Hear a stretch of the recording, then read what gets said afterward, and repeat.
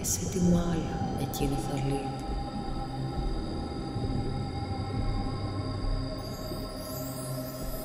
Νίνου δε απειμένη, μόνο πίσω τη λάθη. Λάει δε πνώ.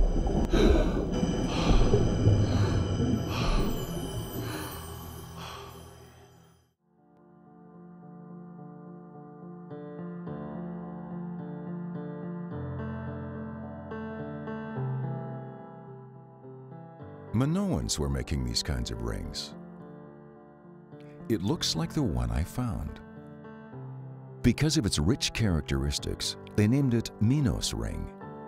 The original is now exhibited in the Archaeological Museum of Heraklion in Greece. The Minoans thrived during the 2nd millennium BC, and according to ancient historians such as Thucydides, Diodorus Siculus, and Pausanias, they established a state in the broader area of the Aegean Sea. They had commercial relations with Egypt, Asia Minor, the Middle East, and islands such as Cyprus and Sicily. There are also indications that they made even more distant voyages. In this area of the Aegean Sea, the Cycladic civilizations had already been in existence since the 5th millennium BC, having developed the ability to build ships for the open sea. Ancient historians, as well as findings from recent excavations, reveal the Minoans developed trade routes, controlling piracy with a powerful fleet. In that way, they created stability and cultural development in the entire region of the Mediterranean Sea. The Greek word for civilization, politismos, comes from the word polis, which means city. Homer mentions there were 100 cities in Crete during the Mycenaean times. Minoan art was characterized by natural spontaneity, lack of standardization, freedom of movement, and a sense of life. It reflected the general way in which Minoans considered the relation between human beings and life. They left us works of art that were of high aesthetic value. Some images from the era indicate they gave particular importance to the value of the individual, to the social role of women, and the personality development through sports requiring physical power and skill. The accurate structure of their religious perceptions has yet to be fully understood.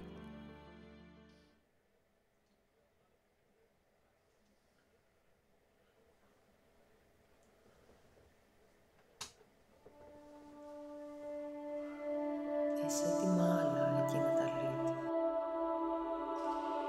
Λάεβα ρίγου, αβύρια, αδαιμονία. Νην οράσει, μόνο πίσω κυλάεται.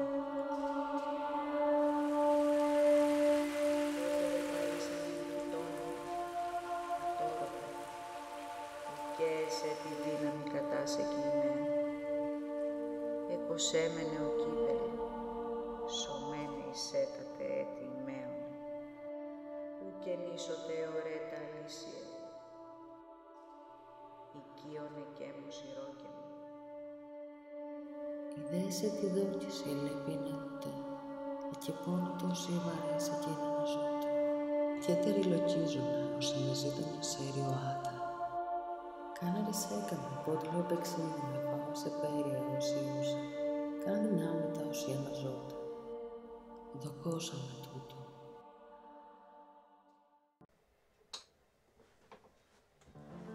What did they mean by the gate of the sun?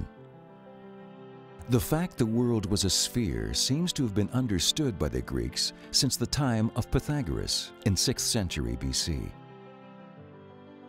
Before this, it was thought the earth was flat. Such a perception of a flat world is presented in the book Christian Topography by Cosmas Indicoplastus in the 6th century AD. By a simple view, our world seems flat. The sky is blue, just like the sea.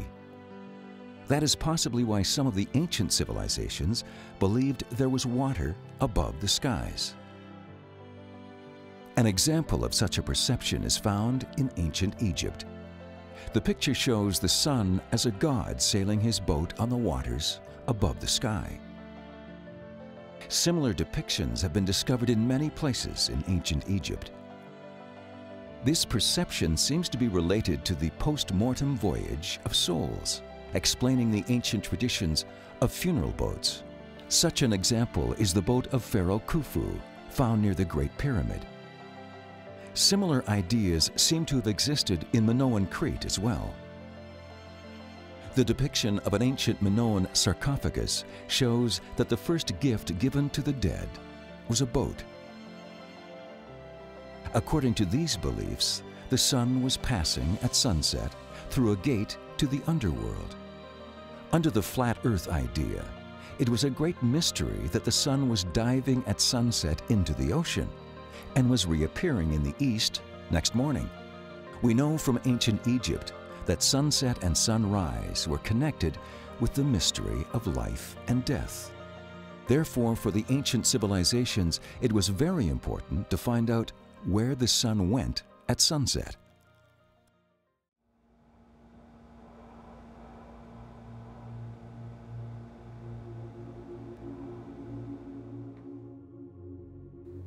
Παρασεκάζαμε και έπεμψη. Επάντολε ροδαμάνι το αγγέρι να πόντιλο αρέσεται. Ούγικο τόσο να είσαι δικαιώτε, αρίσε η έτε σου. Σιγεκένατε είναι εσύ να πόντιλο και κοροβάει την κουρισία, ή και τι είναι είσαι. Επόρε σου παραϊόνι όγενο, πόρο εσέπαιρνο.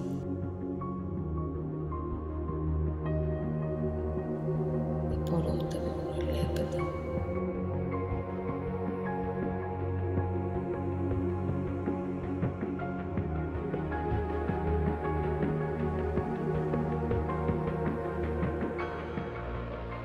Σε κατάλαβα επί αγώνα του πασιλικού.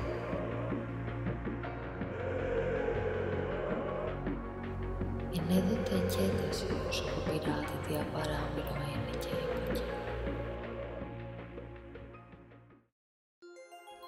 Was it possible for seafarers of ancient times to make long-distance voyages on the high seas? In the Temple of Der el-Bakri, built in 15th century BC, there are depictions of long sea voyages made by the Egyptians. The depictions are showing a trade voyage to the shores of Africa. Great commercial sea voyages have been described in Egypt since the time of Pharaoh Snefru in 2600 BC. On the opposite side of the Mediterranean, in the Aegean, a naval civilization was growing during the 3rd millennium BC, the Cycladic. Its power was not based on the production of raw materials, but on the ability to sail in the open seas.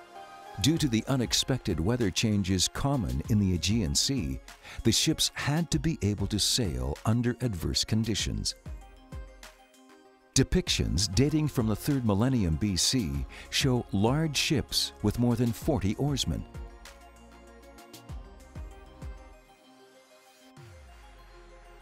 And not much later appear depictions of larger ships, having 1 or 2 masts.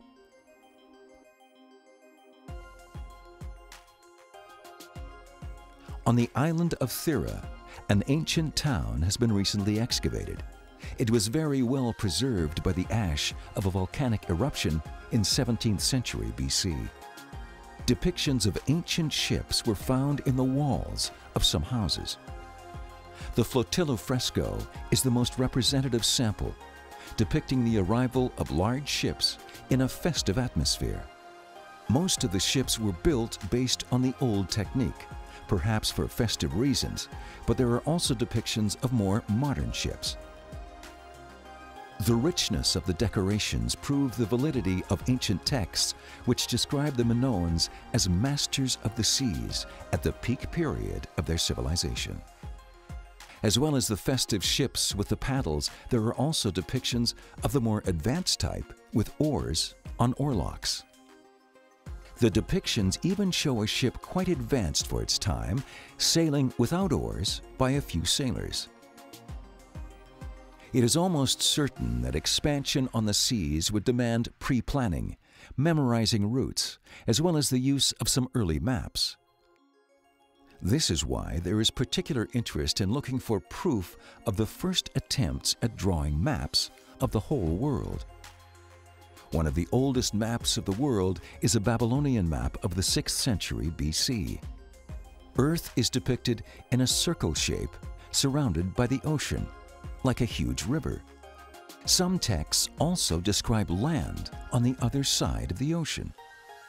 This model of the circular Earth surrounded by the ocean seems to have also been used by the Greeks during this time. In map representations by Anaximander and Acadius, the circular model is presented based on the knowledge of that era. Through the centuries, the circular model was left aside. Herodotus, in the 5th century BC, wrote that he was laughing with those still believing in a circular Earth. In the 3rd century BC, Eratosthenes calculated the dimension of the globe and drew more accurate maps with geographical coordinates. From this era begins a revolution in manufacturing astronomical mechanisms that were useful for the accuracy of cartography. Due to these discoveries, more accurate maps were made. In the picture, the known world in the 2nd century AD, according to Claudius Ptolemy. However, the model of the flat circular Earth remained for many centuries in religious and traditional circles. In Christian topography of Cosmos in the 6th century AD, there is a map of the world presenting the ancient flat model of Earth, with the surrounding ocean and the opposite shores. The existence of ancient texts which describe land on the other side of the ocean seem to be quite mythical. Could there be any truth in this? Are there any shores around the known world of that era? Was it possible for the seafarers of ancient times to make long-distance voyages on the high seas? Did they have the knowledge to remain on course without seeing land? From the beginning of human civilization, people have been awestruck in the face of celestial greatness. The stars were considered as godly signs, so it was important to know their position and their movements.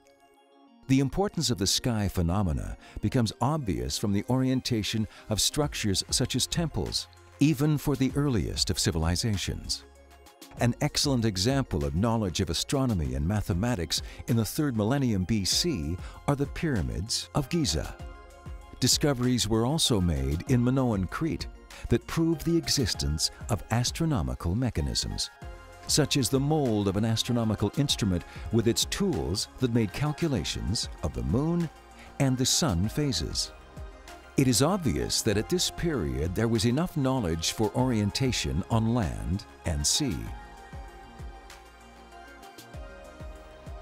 In one of the oldest books, Odyssey, there is a reference to Calypso's advice so that Ulysses could sail east on his returning sea voyage. Keep the Ursa on the left hand as you sail over the sea. For 17 days, Ulysses sailed this way on the high seas.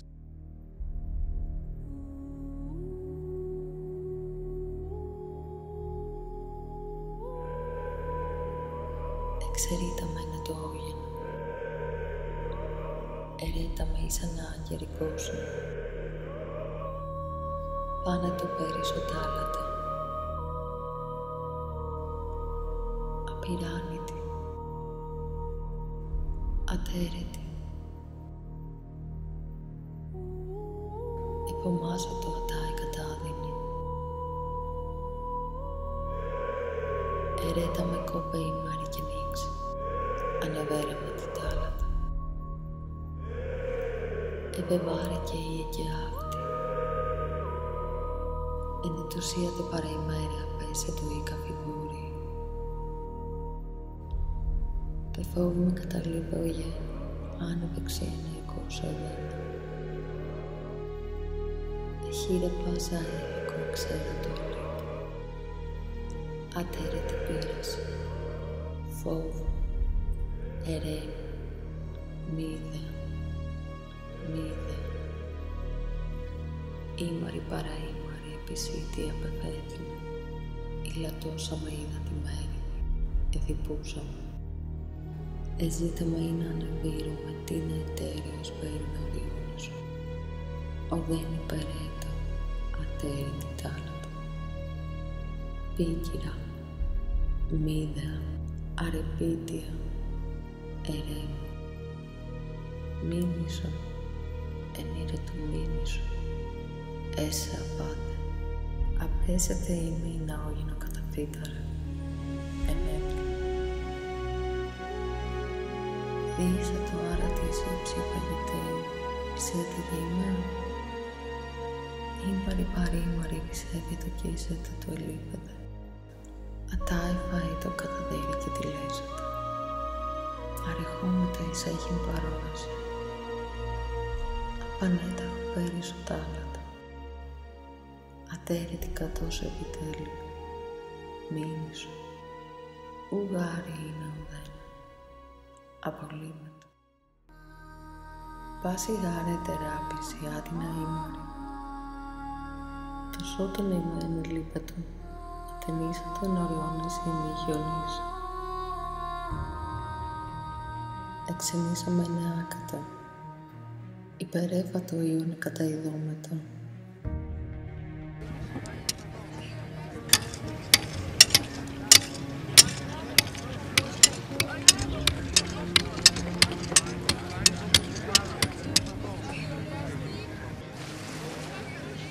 Έδετε μου.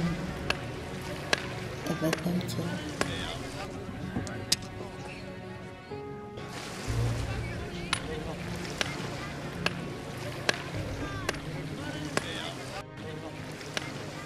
Εισέχει με απεπέτεια ότι τετήκα με την αερόγειο.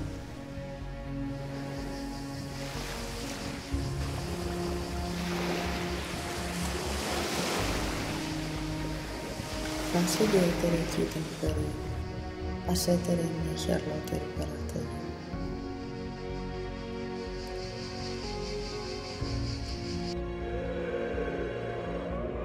Ολή και η Μάρη με τα πορεία πόρους.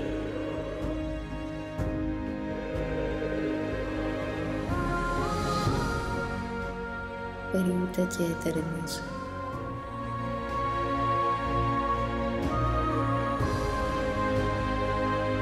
Αρρώτη υπήροκο, οδένε παράμεινο αέρα κι πόποτε.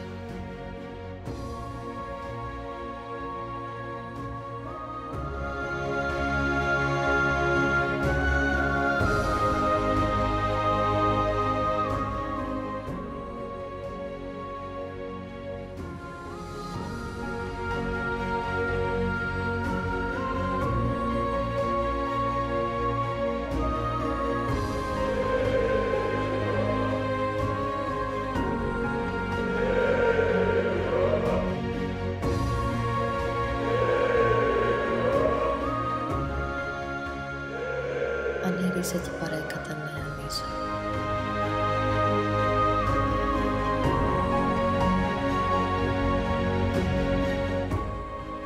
Επεσέφερα δε ενέσε τώρα κι η πύρο.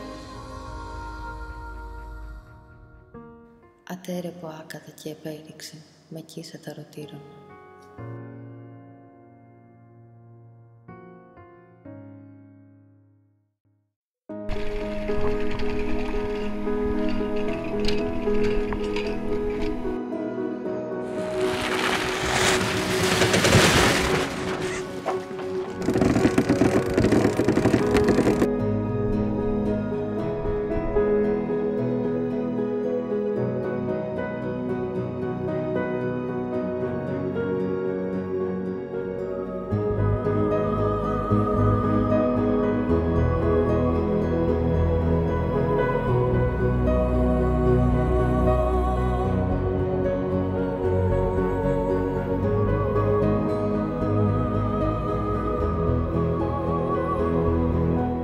Could this story be true?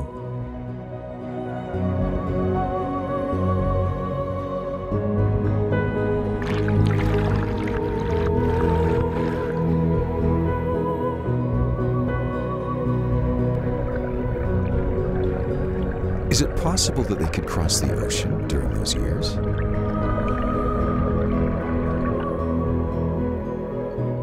Are there any indications of this?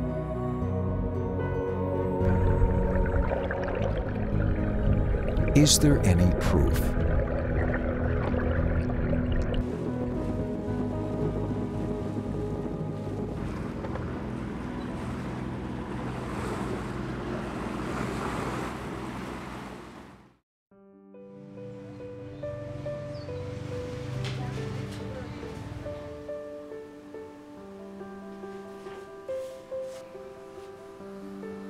Theopompus, an historian in the 4th century BC, analyzes the circular model. Europe, Asia, and Africa are like islands surrounded by the ocean. But the real continent is only the land beyond our world, and it's limitless in size. Plato writes in Timaeus, in those times they crossed the Atlantic because there were other lands and islands from which they could travel to the opposite continent.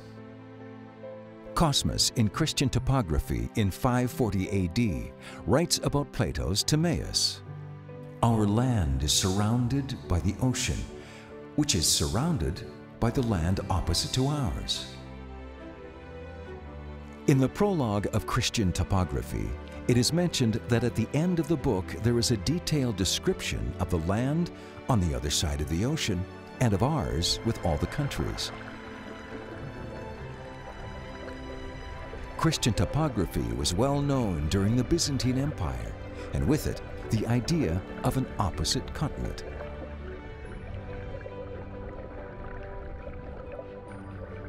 Many references to the western opposite land of the ocean and about the circular model appear throughout the book. Homer writes in the 11th Rhapsody of Odyssey that the ocean is bigger than all the rivers, and it can be crossed only with a good seaworthy ship. In many ancient texts, the opposite land is presented as apeirouna Yea, which means limitless earth on the other side of the ocean. The philosopher Porphyry, in his analysis of Homeric questions, explains that on the other side of the ocean, there are extended areas of land. Seneca writes in Medea, after many years, the ocean will open the bonds of things, and the whole earth shall be revealed, when the goddess of the sea shall disclose new worlds. Apollodorus writes that Hercules traveled to the outer sea and with the vessel of the sun passed to the opposite continent.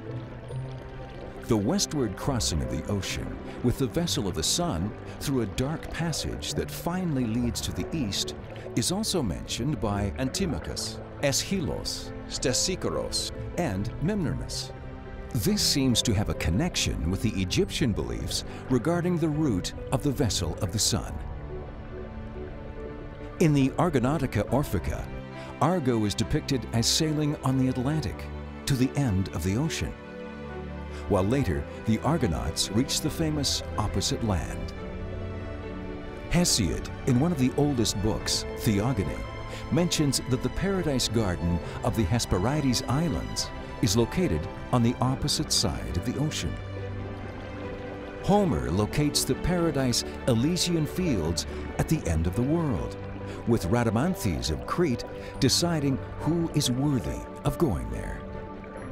It is quite interesting that in the same part of Odyssey's 4th Rhapsody, it is said that Menelaus sailed to Egypt following the Trojan War, and there he was told they want to send him to the Garden of Hesperides in the paradise Elysian fields, where Rhadamanthys was the judge.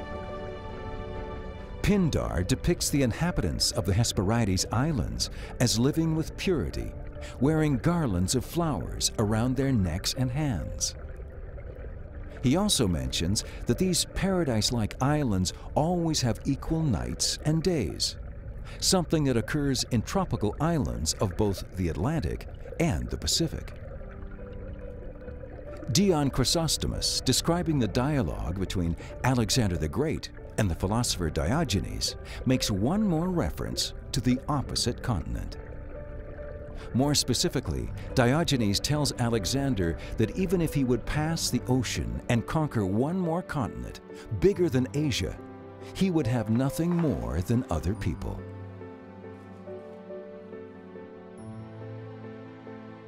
Plutarch, in his work On the Face Which Appears in the Orb of the Moon, describes the route for sailing to the opposite land. More specifically, Plutarch mentions that by sailing for 5 days northwest of Britain, there is an island called Ogygia, possibly meaning Iceland. While further on, there are more islands, and from there, the great continent, which surrounds the ocean, is near. Lucian, in the 2nd century AD, left works of science fiction such as The True History, where he refers to the opposite continent. In this work, he satirizes the travel tips of his era and also the myths about the ancient trips. However, since every satire is addressed to the general public, it is becoming evident that the views about the opposite continent were widely spread in those times. In another work, Lucian presents the ancient paradise, the Elysian Fields, as a colony founded by the ancient Cretans for those who had lived a virtuous life. Despite the fact the mythological texts have no scientific basis, it is quite impressive that in ancient times it was widely believed that on the other side of the ocean there were shores of a great continent. This could be a remnant of some earlier contact, or some religious belief, or maybe a mix of the two. It is important to mention that in the Hellenic world, there was a dark age of 400 years following the Bronze period, cutting the historical connection with the Classical period.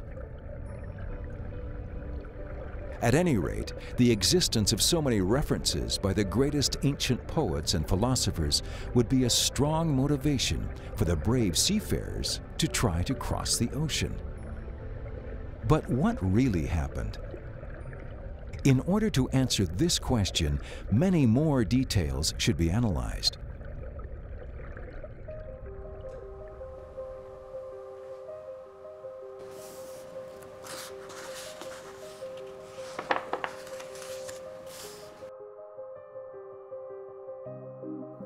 One of these is that the ancient texts describe a great continent around the ocean.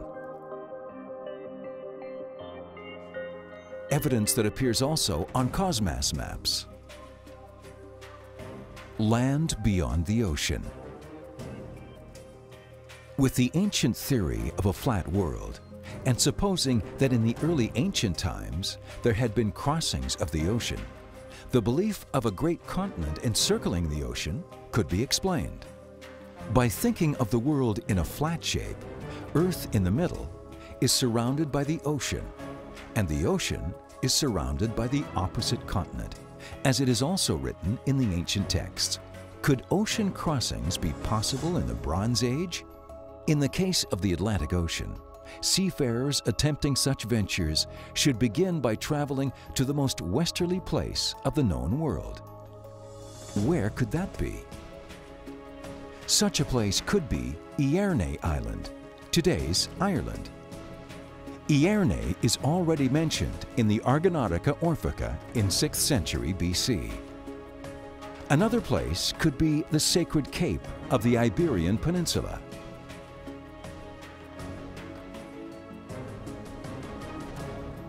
Finally, Hierro Island. This island is portrayed in the ancient Alexandrian maps, the same as today's Greenwich Observatory. The prime meridian was then determined according to Hierro. However, they are not all appropriate for sailing westwards. The Sacred Cape meets the opposite course of the Gulf Stream. Instead, the northern sea route is more suitable, and it is that which is described by Plutarch. According to Plutarch, sailing from Britain in a northwest course, where the sun sets in summer, you could pass to the opposite great continent.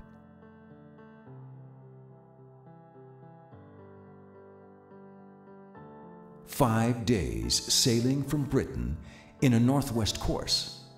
Isle Ogygia lies, and further away there are 3 other islands. From there, the great continent encircling the ocean is in minimum distance."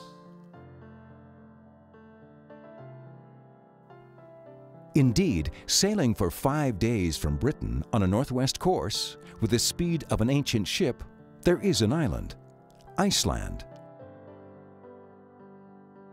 And Strabo writes, "And the island of Ogygia, where the navel of the sea is. All these are obviously located in the Atlantic Ocean." And Plutarch continues, "Further on the North Sea, which Greeks called Sea of Kronos, there are more islands. The sea is crossed by low speed because of the currents and the ice blocks." Ancient advice for travelers that remains useful today. It is true that further from Iceland there is Greenland, Baffin, and the Ellesmere Islands. And from there, the American continent is a minimum distance. An interesting fact about all this theory is that ancient bronze mines have been found in the Great Lakes of North America. In some of these mines in Lake Superior, radiocarbon dating was used on the remains of the pillars, and it turned out that they date from the Bronze Age. Bronze weapons, jewelry, and tools were found near the ancient mines. But there are serious counter-arguments regarding their connection to ancient civilizations. Nowadays, they are considered as belonging to indigenous tribes of that period. However, it is quite interesting that there are some genetic similarities between the very ancient people of northeastern America and the people of the eastern Mediterranean. Those indigenous peoples who were trained for mining copper could transport and exchange it to the eastern shores. The other case of transatlantic contact is crossing the middle of the Atlantic following the Canaries Current. This crossing is 2,500 nautical miles long, with no land in between. However, the ships that would experience this long voyage wouldn't have the currents and the weather on their side. This favorable sailing happens due to a natural phenomenon created by the rotation of the Earth, called the Coriolis effect. The same route was followed in 1970 by the Norwegian Thor Heyerdahl in his attempt to prove that crossing of the Atlantic was possible, even with the most primitive ships. Nowadays, there are even rowing races with small boats that need about 45 days to complete the crossing. According to testimonies from Pliny the Elder, Scylax, Philostratus, and Diodorus Siculus, it seems that a ship of their time was sailing at an average speed of 5 to 6 knots. The speed of the ships in the Bronze Age wouldn't be much different under specific conditions. Large ships, 50 meters long, with 2 masts and 64 oarsmen, could reach even greater speed. As the waterline length, the driving force, the favorable currents, and the ideal winds would increase the speed of these ships.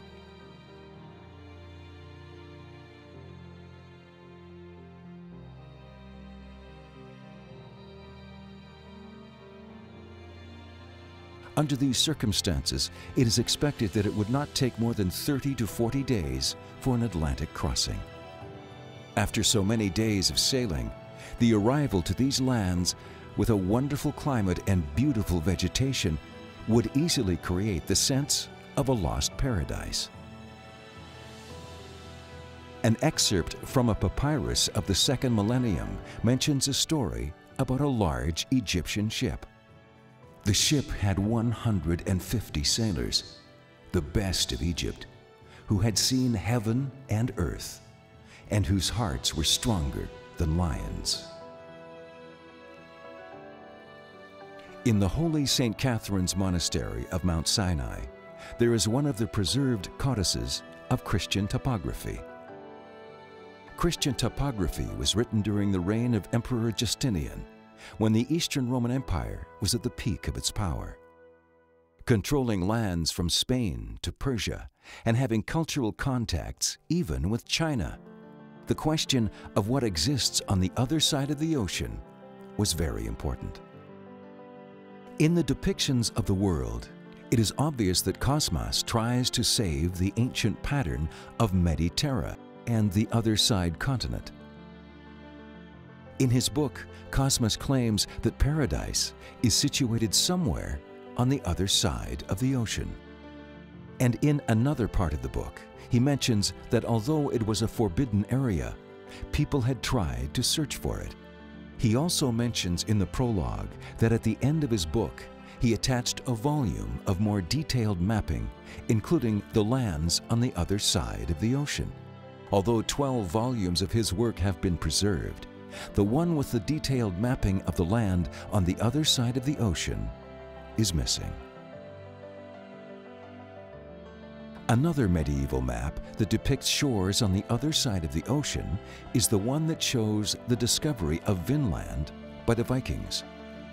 Although there is a counter-argument about its authenticity, the presence of the Vikings in America is considered to be fact.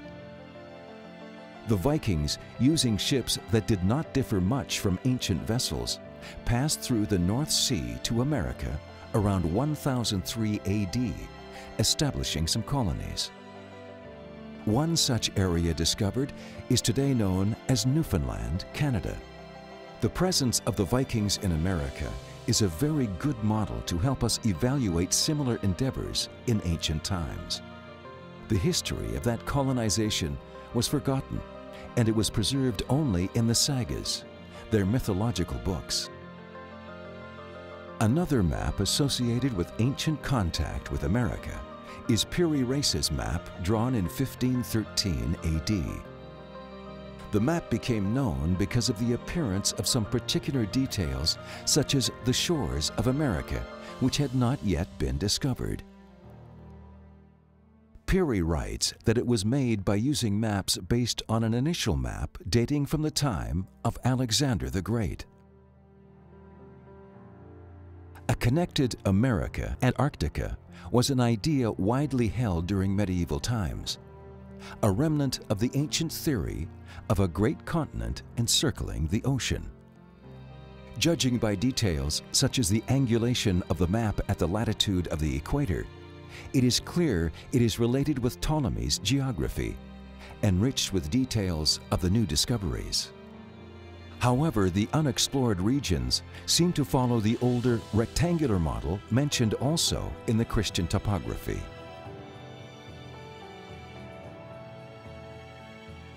This aspect is confirmed by Piri. Now they have found there are shores around this sea, thus having the form of a lake. A careful examination of the map shows that its only preserved part is the left third of a world map.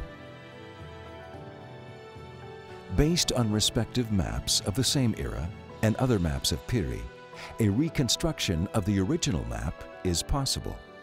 Asia, on the right side, was designed according to Ptolemy, while for Africa, the new discoveries were embedded because Ptolemy's views were obsolete. Returning to the case of ancient explorative voyages, more elements can be taken into consideration. In Piri's book, Kitabi Bahriye, it is mentioned that before his discoveries, Columbus knew about an ancient book referring to the Antilles. The name Antilles, in Greek Antilia, was used during the Middle Ages in order to describe a mythical group of islands far off in the Atlantic Ocean. Similar myths existed in ancient times concerning the islands of the Garden of Hesperides. Although in Roman times these islands seem to be confused with the Canary Islands, in older descriptions, such as the one of Hesiod, they were situated on the opposite side of the ocean.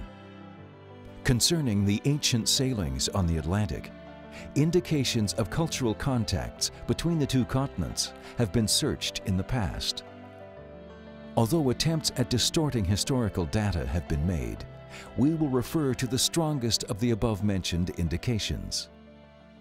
These indications usually start with similarities in the ancient myths. Bearded hero gods came from the east. Bearded hero gods traveled to the west. People on the other side of the ocean didn't have beards. Plutarch writes, "Parts of the opposite continent are inhabited by Greeks in a gulf which is not smaller than Myotis, and its mouth not smaller than that of the Caspian Sea, but in a straight direction. Because they mixed with the people of Kronos, when Hercules arrived with his companions, they found the Hellenic culture being quenched, having barbaric language and manners. Hercules revived this culture again, and so he has the highest honors from them, and Kronos the second." According to current views about mythology, the pattern of a hero usually incorporates features belonging to several other persons. Even historical figures embodied ancient prototypes. In the photo, young Hercules depicted as Alexander. This also happened with Roman emperors. No matter how subjective this reference of Plutarch may be, it is particularly important for many practical reasons. Plutarch lived in Heronia of Boeotia. Plutarch's Hercules was also a Boeotian hero of the Mycenaean time, and his arrival with his men may be referring to the Mycenaeans and the Hellenic quenched culture, to an older contact, probably by the Cycladic Minoan civilization, or even older. More evidence comes with a reference to the religion of Kronos, which is Saturn in Latin. According to Greek mythology, Saturn had taken the power from his father, Uranus, preventing him from having children on Earth. Because of this failure in behavior, defined as sin in ancient Greek, the Greeks did not worship him much. Dionysius wrote, "It is also said, the ancients sacrificed humans to Saturn, as was done at Carthage, and among the old Celts and other Western nations. Hercules tried to abolish the custom of sacrifice."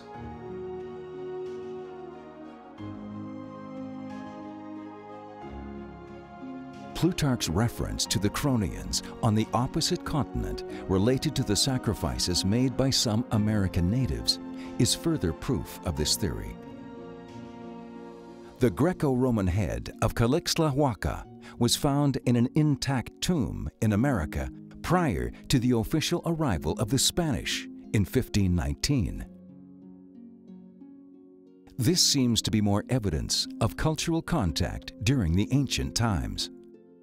More evidence of ancient contact is the detection of cocaine in tissues of some Egyptian mummies.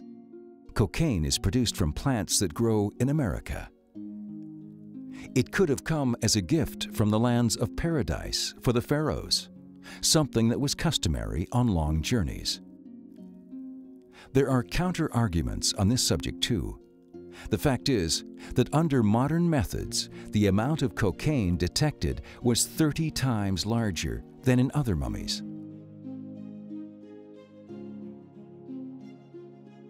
On the American continent, there were myths about heroes and gods coming from the East. This fact helped the Spaniards quite easily dominate the new countries during the 16th century, without much resistance from indigenous populations.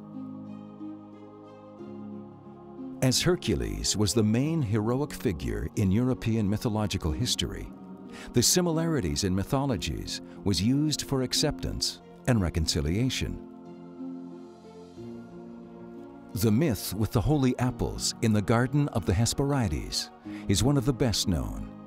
From there, Hercules brought to the Greeks 3 holy apples that symbolized the basic virtues of life.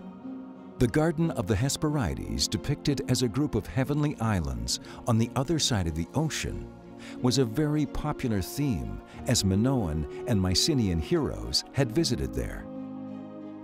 Is all this information made to serve other purposes? Is it a hidden truth? The old texts and the maps are real. There are findings that belong to pseudo-archaeology, but there are also strong indications of possible contact in remote antiquity.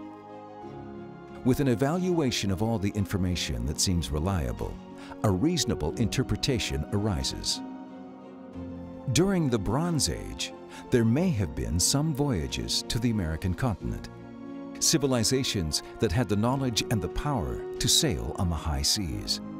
Like the Cycladic Minoans and the Egyptians may have had some contact with the other side of the Atlantic. Particular reference is made to the Cycladic Minoan civilization because of their seaworthy fleet and their connection with Egypt, which was the economic power of that era, and the subsequent inheritance of the Greeks of a number of texts that describe a large continent on the other side of the ocean. Later on, it seems there were contacts made by other nautical civilizations until the Middle Ages. As in the case of the Vikings, because of the decline of those civilizations, the older contacts may have been forgotten, and after centuries, only some mythological texts and some simple maps were preserved.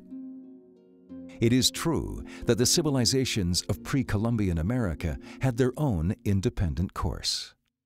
Of course, some ancient contacts with a small number of vessels would have left few remnants and would be difficult to detect after many centuries. There are many reasons for these ancient ocean voyages. One of the most important is the quest for the course of the sun. The worship of the sun was widespread in the Minoan culture, as well as other cultures of the Bronze Age, because of the correlation of the sun with the great mysteries of life. When these civilizations were spending the energy of an entire country building pyramids, the case for sending ships on a quest for the gate of the sun could also be considered possible. Under this view, the contact with the shores on the other side of the ocean could be a possible explanation for the beliefs of the ancient texts.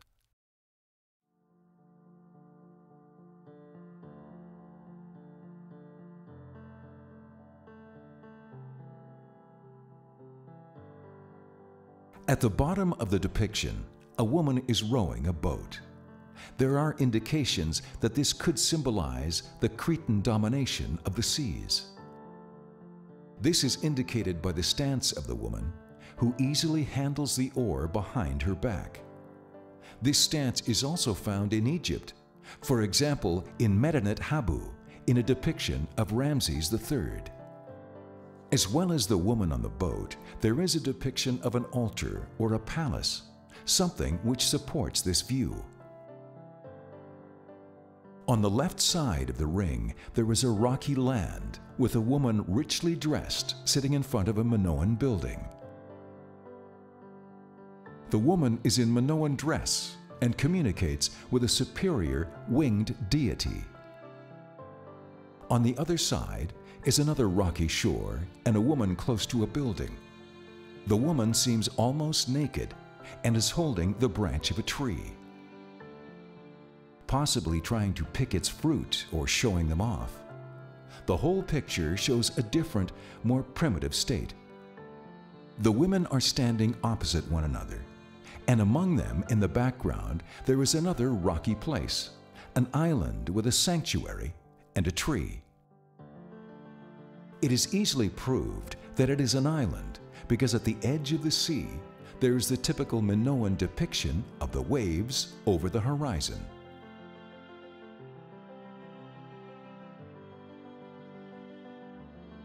On the island, there is a man in Minoan dress who seems to collect the fruit of the tree.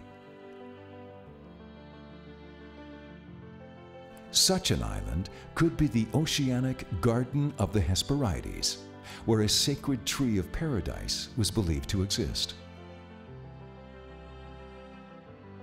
The woman on the right, wearing Minoan dress, could represent Europe, and the opposite one, with the light clothing, Africa.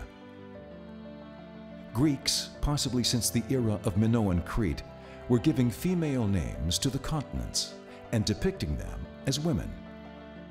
In reality, Europe is undivided from Asia, but Greeks distinguished the two continents because they considered that a different cultural world existed in the East.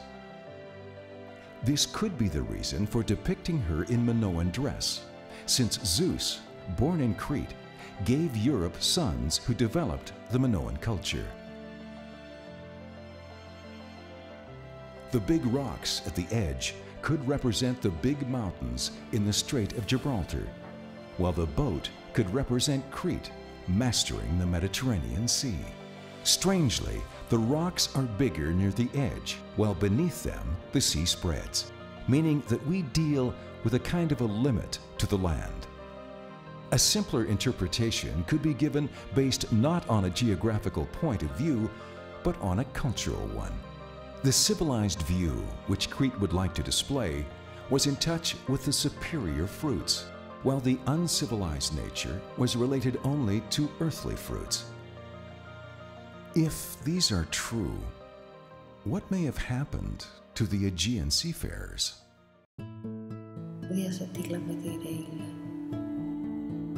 Τι νέα πατέρα πεμπίσα, η να αγγέλιο δε αναβέρετο. Τι νέα πέμενα τα μακάρι ένιωσα. Είσαι τερόρα δαμάνι του παρό έτεινε κοίτα κομίσα δε χάρη, και σας έλου στο βίο. Εν πίσω ούτου ρέτιο παγούγιο. Επολύπη ανεκόρησε πόνος έπερα τα εσέρια. Περιπόρα την υπερορακία.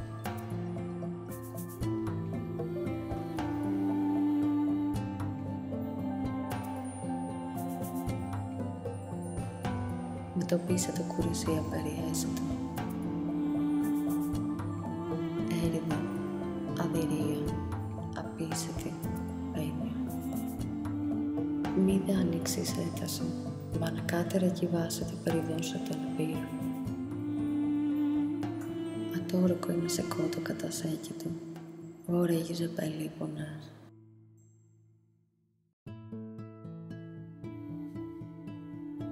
Βήρα και τι ενάτα, ραδαμάνι το δημήρατο σε αιώνιο αριάρετο. Εκεί τα περιζήτηνα εσεβάητα υποαιρέτα, εκεί πέμενο ενέπορε παρέτερο. Τι να βαέρινο και τι να υπόνα, ανακύψανε σε περία θάρ. Αγένετο τέρι που παραβηρέτης ο κατόπιτο έως ο κόρ. Έτηκε σε έκυμα πύλου δίκης ερείο και μήνα. Ουκίεσαι αιτιάτα εσέριο.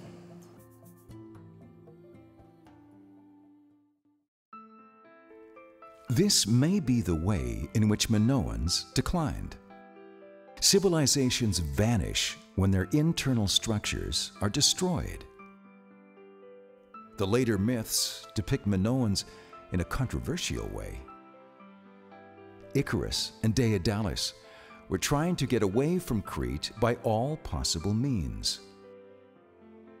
The myth of Theseus depicts Minoans as bloodthirsty. Other myths refer to priestesses such as Aphia trying to get away by all means. Rhadamanthys, described as the most just man of the ancient world, finally was exiled to Boeotia. When people fall into the trap of negative thinking, they are mastered by dark interpretations and moods. But then again, truth is never simple. A common mistake in looking at cultural development is mixing characteristics of different periods of time in a unified manner. People, through their art creations, display what they believe. The findings of Minoan everyday life show us a different truth.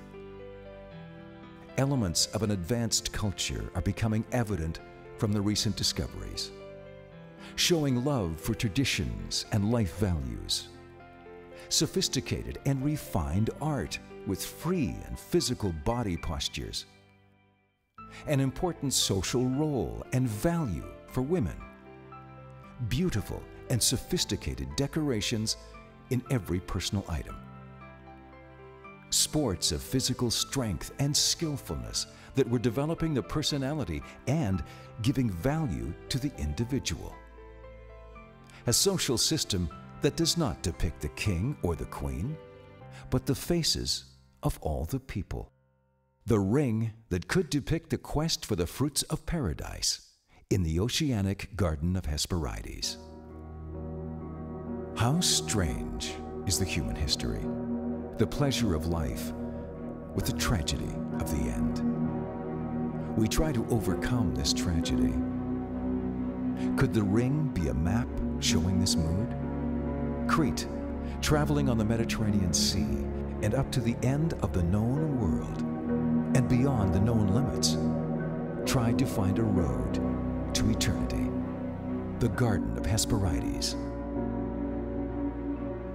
We try over the centuries to overcome the tragedy of the end, either by building pyramids or by traveling to the end of the world. We seek a road to eternity, to touch the fruits of a forgotten paradise.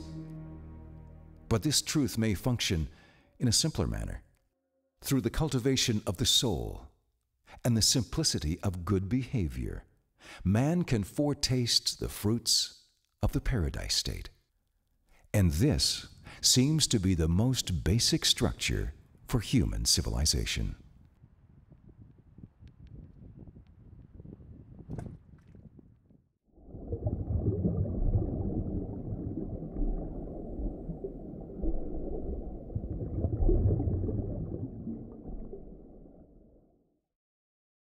Ουδέ αποσεβείς η ετελέκτη. Η αναδιώγημο επικουρησία επίησα το ετέρωτο κένο πηγή όση. Κουρίσει αναειδήμα παραμικένια. Ρεδαμάνι το φέρετος παρετέρεψε το κύλαιο νεωνία. Τύπη ακέρικευσε τάλινα σε περαία. Κουρίσε πορέτη λινιδέρες οδέλε φιάρια. Ψύχια, με σόφαλο ενέταλαε.